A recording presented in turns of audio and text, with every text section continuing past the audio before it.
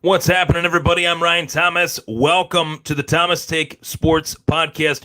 UFC 254, Khabib versus Gaethje preview and prediction show. Of course, the title is the Khabib Gaethje preview prediction. That is the first topic of discussion for today's show that I will be diving into right here, right now on the Thomas Take Sports Podcast. Folks, you can tune into this podcast on Apple Podcasts, Spotify, Google Podcasts, as well as Facebook, YouTube. Thank you so much for tuning in. Thank you so much for the support. I have seen tremendous growth of this show within the last 2-3 months, whether I'm covering the Buffalo Bills, whether I'm covering the sport of mixed martial arts.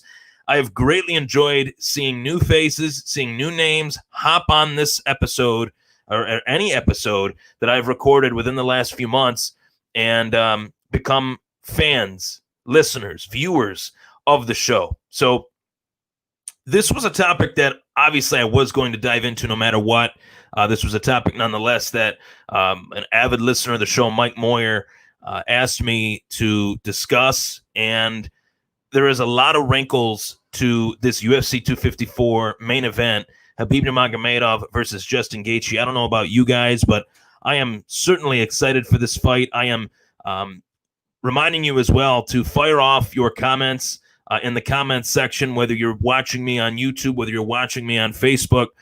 Please fire off some comments. I'd love to hear from the viewers and listeners. Fire off some comments while I am firing off my takes. And then at the end of the show, I do read every single comment that is posted on the video, as long as it's appropriate, as long as it's, appropriate for the show, I guess we could say. So this is a massive fight. This is the biggest title fight, I think, of the year. And a lot of that stems from the fact that Khabib is obviously this undefeated, dominant freight train.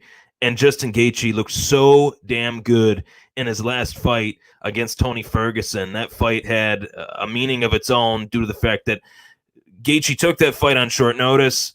Tony Ferguson was looked at as the El Cucuy nickname, and in reality, the boogeyman of the division. Not many people thought that, Justin Gaethje had much of a shot in that fight. Whereas you go back to prior to me streaming the show like I am right now, really only diving into things on the audio end, I thought this was a real tough challenge for Tony Ferguson. This was not an easy fight for Tony Ferguson to take. This was an extremely difficult fight, a true risk fight for Tony Ferguson, given the fact that we have a lot of people saying that Justin Gaethje is the most dominant fighter that Khabib has ever faced. Segueing from the Tony Ferguson talk, going back to the Tony Ferguson discussion, I thought it was a true risk for Tony due to the fact that Tony was taking a guy on short notice that was the complete opposite of Khabib. And that was really the first time that I thought of Justin Gaethje and Khabib sharing the octagon. Like, I know Justin Gaethje's a top 5 lightweight. I know he was inching his way closer and closer and closer to a title shot. Really, I looked at that division in somewhat of a stalemate of hoping that Khabib and Tony Ferguson would fight one another. That's a fight that has eluded the MMA fans. It's a fight that has eluded Khabib, eluded Tony Ferguson. That's a fight that I thought we would see. But knowing that Khabib couldn't get back to Jacksonville, Florida, during the quarantine, during the lockdown back in May when everything was just crazy, thought Justin Gaethje could win this fight. Justin Gaethje could shock the world, shake up the MMA world, and Tony Ferguson will be out of the biggest fight in his MMA career against Khabib Nurmagomedov, and that is exactly what happened. Tony, in hindsight, probably wishes that he fought Justin Gaethje everywhere, rather than fighting him just on the feet. Fighting Justin Gaethje just on the feet is a mistake, and that's a mistake that I know for a fact Khabib is not willing to make that mistake. I would hope not. Heading into this fight, if you are in the training camp of Khabib Nurmagomedov, regardless of how dominant Khabib has been, you would say to Khabib, okay, the best chance for you to lose your title is if you go toe-to-toe with Justin Gaethje. Don't do it. Stay away. Avoid it at all costs. Make this fight a wrestling match. Obviously, you're the greatest wrestler in the lightweight division, maybe the greatest wrestler that the lightweight division has ever seen. So have to say to ourselves, Khabib is going to go into this fight looking to take this one to the ground. Flip side of the coin of that is that Justin Gaethje is a wrestler. Justin Gaethje has a wrestling background. So when Khabib tests Justin Gaethje in the wrestling department, I think that's the real question of this fight. Can Justin Gaethje avoid Khabib's takedown? If he can, he's got a shot. If he can't, obviously Khabib can do what he's done to 28 other guys. Khabib would make Justin Gaethje the 29th victory in his MMA career, 29th in a row. And, I go back to remembering the first few times I watched Khabib fight. This guy is a different kind of wrestler. This guy is a different type of grappler. The pace that he puts on, the style that he imposes against his opponent is unlike anything I have seen in terms of sheer dominance. And that is where I get to my hot take of the show. My hot take of the show is that Khabib Nurmagomedov is the most dominant MMA fighter since Georges St.Pierre. In terms of sheer dominance, knowing what your opponent is going to do, he knows what he's going to do, and they still can't stop it. That is, I think, the hallmark to being considered one of the best pound-for-pound fighters on planet Earth. And Edson Barboza knew what was coming. Conor knew what was coming. Dustin Poirier knew what was coming, and yet they still could not stop it. That's what makes Khabib such a intriguing, dominant, really a devastating mauler inside that UFC octagon. And we're talking about Khabib here. We're diving into Khabib. We're diving into how great Khabib is. That is largely known, right? The question now is, we asked ourselves prior to Tony and Gaethje, if Gaethje has a chance. Does Gaethje have a chance against Khabib? Does he have a real shot against Khabib? Is this a fight that Gaethje has a shot in? I will tell you this. Call me crazy, but beyond the Tony Ferguson fight, in the aftermath, in the wake of, post the Tony Ferguson fight, I think Justin Gaethje has a damn good shot against anybody, and I'm not willing to write him off against anybody. He's a devastating striker. He's got a hell of a chin. He's got a hell of a pace. Puts on a hellacious pace. Attacks the legs unlike any fighter, I think, in the UFC right now in terms of throwing his leg kicks early and often against guys like Edson Barboza, who you throw a leg kick against Edson Barboza, that's really ballsy because Edson Barboza has great leg kicks himself. It's like daring Edson Barboza to counter with a leg kick, and yet Justin Gaethje was willing to trade leg kicks with Edson Barboza on his way to a devastating knockout victory in the city of brotherly love, Philadelphia. Fans can really appreciate this fight because it is a title unification bout. It is a bout between, I think, the top two best lightweights in the world right now as it stands. And you can respect Justin Gaethje for the fact that he was willing to take a chance that he had never taken before. He took on Tony Ferguson on short notice, beat Tony Ferguson on short notice, and really flipped the world of the UFC lightweight division upside down. During the early midst of COVID-19, I'd say, in terms of the sports world, being that was the first fight back for the UFC, to really come back into the world of sports. And Justin Gaethje provided the UFC and the sport of MMA as a whole with a massive victory. And I'm not going to say an upset victory because I thought going into it that Gaethje had the means to beat Tony Ferguson.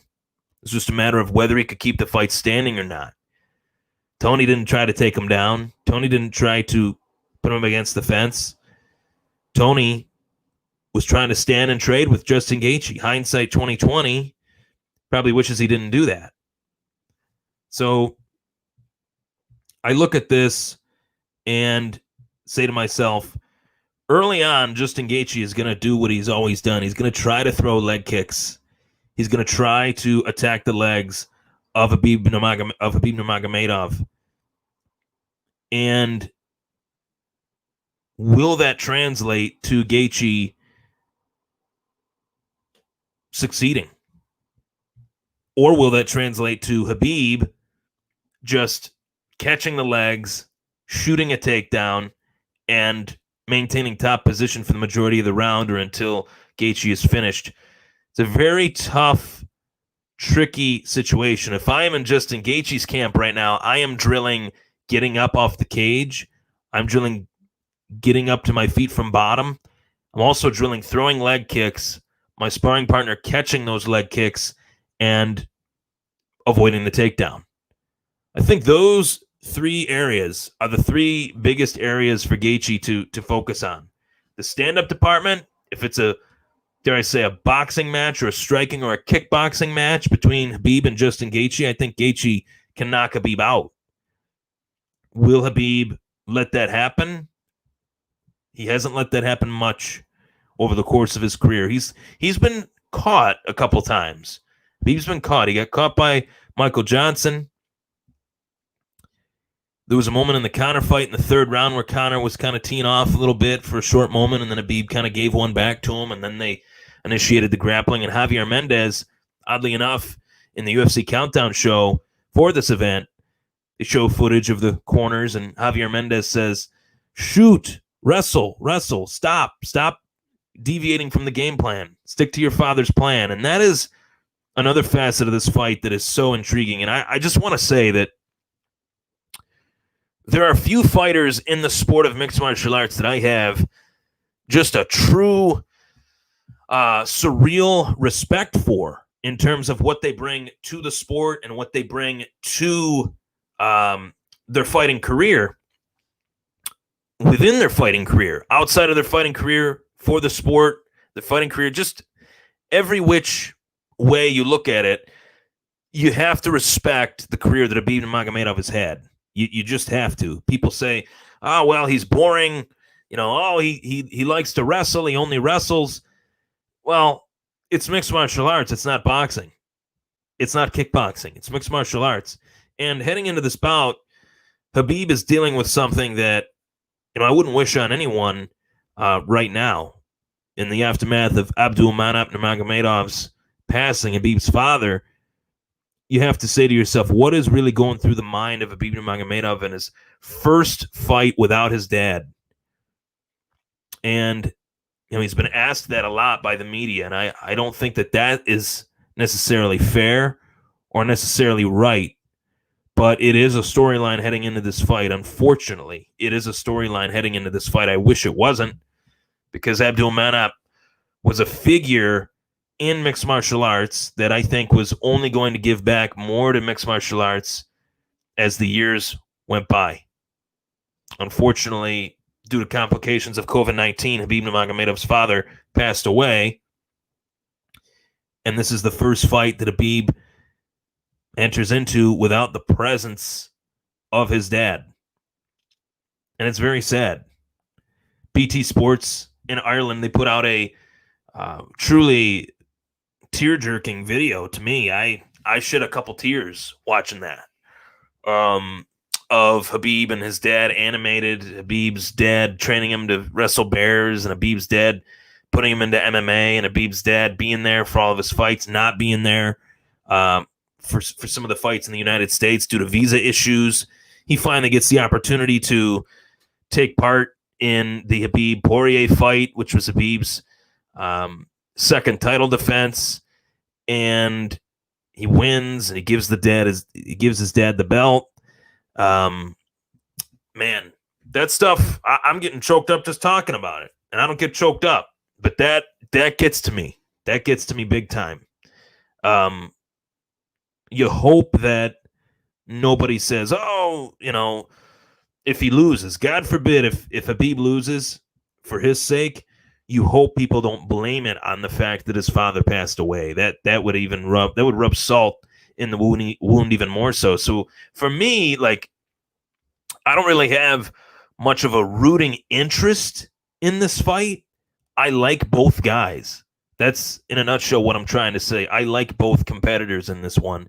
I think Khabib is great. I think Justin Gaethje is great. each one of them are great in their own way, and their own way is completely opposite from one another. Justin Gaethje's this brawler. He likes to move forward, north, not south. Rarely ever moves back. He's either west, east, or north. There's no, backwards motion from Justin Gaethje. And Khabib Nurmagomedov is such a tactician in there, knowing what he's going to bring to the table, knowing what he's going to do. The most dominant discipline that you could bring into a mixed martial arts bout is wrestling. And, if you're asking me for my prediction or my fight pick, I think predicting this fight is extremely difficult. But while I say that, I say to myself, I envision the fights. I envision how I think it will pan out. How I envision this one panning out is that Justin Gaethje is actually going to give Khabib a little bit of some resistance in the first, second round. Whether that amounts to Khabib even losing a round remains to be seen, but I think Gaethje will give Khabib a little bit of a tough time on the feet. Every fight starts on the feet. You could see some moments of difficulty for Khabib there.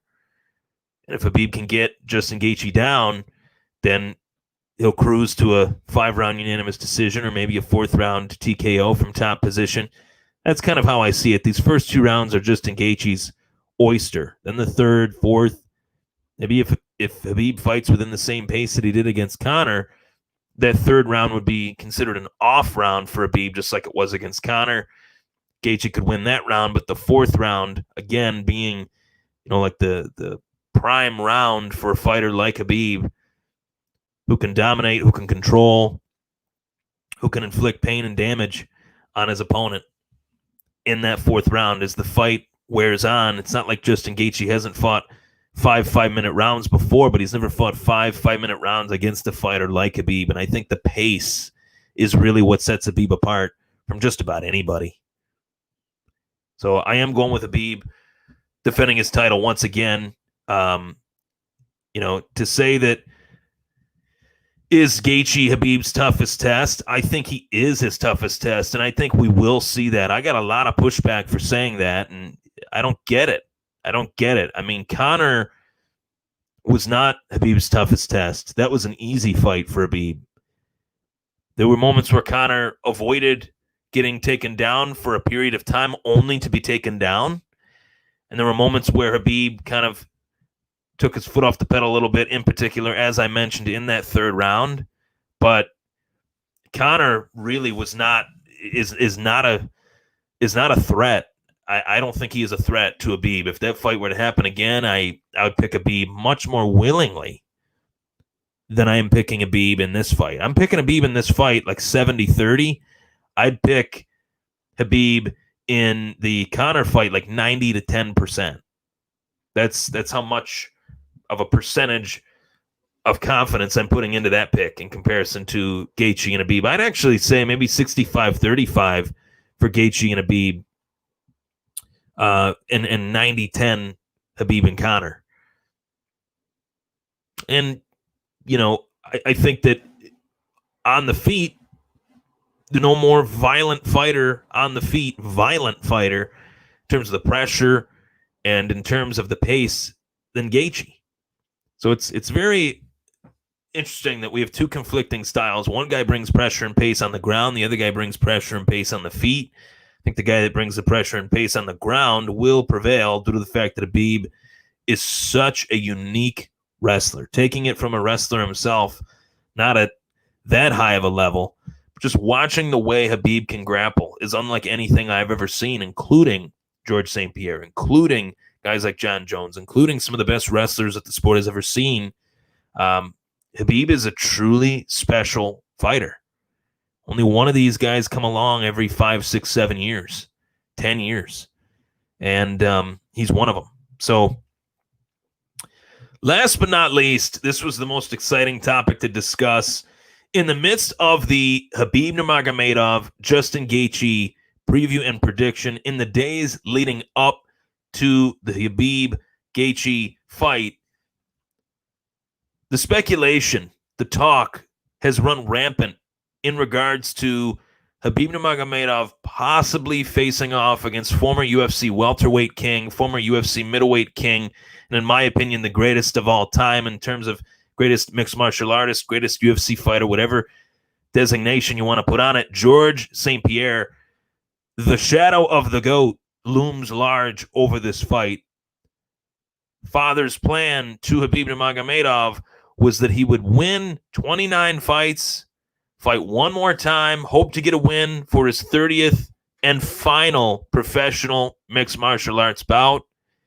Khabib is a man of his word. Khabib is a man that is very prideful within his family, holds high respect for his family, looks at his family as an extension of himself, as we all should. And I think he's going to make his father's wish come true to go 30-0, possibly against a man that most, myself included, consider to be the best of all time, in Georges St.Pierre. I think Khabib, with a win over Justin Gaethje, would deserve a fight like this. And a lot of it stems from the fact that he has just been so dominant in his career that there is a difference between just winning and rattling off title defense after title defense after title defense like he has, and then fighting a legacy fight. This is a legacy fight. This is literally the best of yesteryear versus the best of today colliding. That is why I've wanted to see this fight for years. This is a fight that, as I saw the rise of Khabib Nurmagomedov, I said to myself, man, reminds me of Georges St.Pierre. He's dominant like Georges St.Pierre. Oh, well, what if they ever fought? Oh, well, let's put in EA UFC 4 and do Khabib versus Georges St.Pierre. That's as closest as I've come to that fight actually happening. And the real question is, if this fight were to happen, at what weight? Khabib is obviously the UFC lightweight champ. He would be, and still UFC lightweight champ, if in fact Khabib were to fight George. He would still hold that distinction, whereas George holds the distinction of being the former welterweight and middleweight champ, as I said earlier. But George going from 170, a career-long 170, to moving up to 185 pounds, then going back down to 155 for a third crack, be the first fighter to win 3 titles in 3 different weight classes. While historic, at the age of 41, 42, actually, let's get the specifics on that. I believe George is in his 40s. 39. Okay, I'm sorry. I went a little bit too far ahead of myself. 39. Okay, let's say he's 40 when they do actually fight. So it would be, his birthday's in May, so say they fight next summer. To move down to 155 pounds at the age of 40 to take on Khabib Nurmagomedov, if there's any single person on planet Earth that could go from 170 to 185 to 155 to take on Khabib Nurmagomedov and win, it is Georges St.Pierre. Do I think that will happen? Never say never. I will never say never to this fight. I'll never say never to any fight, given that Floyd Mayweather and Conor McGregor box one another in a boxing ring. I'll start off with that. I'll also start off with the fact that there is money to be made for both guys in this fight. There is legacy for George. There is massive amounts of legacy for Khabib. And this is the biggest fight that the UFC could put on right now. Does that mean it will happen? Does that mean the ship has sailed? Do I think the ship has sailed? The only way to find out is if Khabib beats Justin Gaethje. That is first and foremost what needs to happen in order for George and Khabib to fight one another. If Khabib gets through Gaethje, we will see that fight. I think we will. If not, hey, we can always wonder what if. We could always wonder what would have happened. The only reason that fight won't happen is if Dana wants it at 155. Dana White is not a fan of catchweight bouts. Catchweight meaning 2 fighters, both parties come to an agreement, say, hey, let's fight at 165, 168, 166, 164. Dana does not like that, because then it creates a narrative about the 165-pound weight class that he has never wanted, And I don't think we'll ever see that. Dana White, love him, hate him. He has so much power within this sport, for better or for worse, that a fight this great, potentially, between Khabib and Georges St.Pierre might not happen due to the fact that Dana does not like catchweight bouts. The other wrinkle to the whole scenario is that if George does fight Khabib, let's just say George does do the impossible and does move down to 155 pounds, makes the weight for championship purposes to fight for Khabib's lightweight title. If George wins, what happens to that belt? George isn't going to defend it. George is going to vacate the title again, right off into the sunset. The UFC asked George, hey, if you're coming back after a 4-year layoff and you're taking on Michael Bisping, we need you to defend that title if you do beat him. He actually signed a contract stating that he would take on Robert Whittaker if he did fight Michael Bisping and beat him, if he did become the UFC middleweight champion. What happened? What happened? Well, he beat Michael Bisping, and that fight between George and Robert Whittaker never happened. George retired, rode off into the sunset. So the UFC does not want that situation again, and I understand that from a business perspective moving forward, but the Khabib and George fight is a massive drop in a small bucket that the water would just overflow in terms of cash flow. That's what I'm talking about. You'd be turning $1 into $100 with that fight. And I think Khabib needs that last hurrah, he deserves it, especially if he dispatches Justin Gaethje like he has against everybody else. That's when I could say, who else is there? And let's dive into that. Who else is there for Khabib? If he does get past Gaethje, people want to see the Conor rematch. They're only going to see the same result, if not a worse result. You go back to the first fight, Khabib almost finished Conor in the second round of that first fight. If you had an impatient ref in there, I think maybe that would have got stopped. Maybe. Dustin Poirier rematch, what does that really do for Khabib? Does it really put Khabib over? To use a pro wrestling term, would it put Khabib over if he beat Conor twice? I don't think it would. Would it put Khabib over if he beat Poirier twice? I don't think it would. I think people would expect Khabib to beat Conor and Poirier. The only fight that's out there outside of the great Georges St.Pierre taking on Khabib Nurmagomedov is the fight at lightweight, bringing it all the way back around to the beginning of the show. Tony Ferguson taking on Khabib Nurmagomedov. That's a fight that has eluded us for 5 years, 6 years.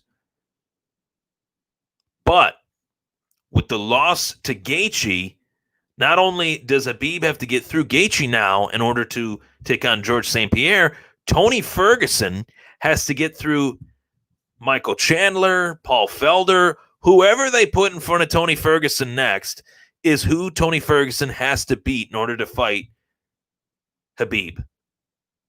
In order for that fight to have a slight chance of happening, Tony has to win his next fight. If he doesn't, that fight is gone, dead. Right now, it's on the precipice of dead. There's 2 nails in the coffin.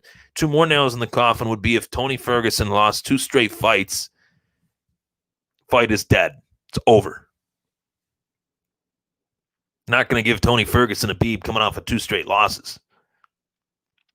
Nor would that fight have the juice that it once had prior to Tony fighting Gaethje. Tony fights Gaethje, he loses. Yeah, that sucks. Well, now Tony's got to win his next fight in order for there to be a slight chance for Khabib to fight Tony. And even then, Khabib gets through Gaethje. Tony gets through his next opponent. Would Khabib be willing to fight Tony over George? No. No one in their right mind would make that decision. George is still a draw in this sport, whether he's been gone for 4 years, 3 years. He is the greatest of all time, in my opinion. And in the eyes of many, he's the greatest to ever do it. Really, the case for that argument has never been clearer. than it is right now. The only guy that has come close to it, Demetrius Mighty Mouse Johnson, I don't think he gets the credit that he deserves. I think he should be held in higher regard than Anderson Silva and John Jones. Both of those guys, quote-unquote, pissed hot at one point in their MMA careers multiple times. Mighty Mouse, clean as a whistle. George, clean as a whistle. Just throwing that out there. So let's get to some of the comments. The shadow of the GOAT, the great Georges St.Pierre, looms over this fight. Will that fight happen? I'll never say never. Never say never. Ryan Thomas here, live on the Thomas Take Sports Podcast. And we got a lot of the same comments. I didn't share this too much, but I'll have people fire off comments. Jean-Francois, I don't want to mispronounce that last name out of respect. He's going to catch Khabib, same like he did to Barboza. Watch. Wow. That is a bold prediction. That is as bold a prediction as I've ever heard in regards to this fight. And I'm not saying you're wrong, John. I'm not saying you're wrong. I think that that's a fight that it could go that way. Who's to say? That's the best part about mixed martial arts. You never know what is going to happen. But trust me, I am very amped up for this fight. I'm very ready to see these two guys go at it. I think this is the best title fight that the UFC has to offer. The Eagle, the highlight, Khabib versus Gaethje. I am so thankful that we get to see fights like these right now during these times. I think Khabib and Gaethje is another fight that the UFC can cross off and say, we did it. We got this accomplished. It's a big credit to Dana White, Abu Dhabi, Fight Island. The whole thing has been fantastic for the sport of mixed martial arts and for sports fans, mixed martial arts fans especially. We've had the opportunity, the great opportunity to continue to watch these great fights. Thank you so much for tuning into the Thomas Take Sports Podcast. I'm Ryan Thomas. Stay safe, everybody. Tune in as I record my next episode of the Thomas Take Sports Podcast, probably today or tomorrow. Be joined by a New York Jets podcaster to dive into the Buffalo Bills Week 7 matchup with the New York Jets. Take care, everybody.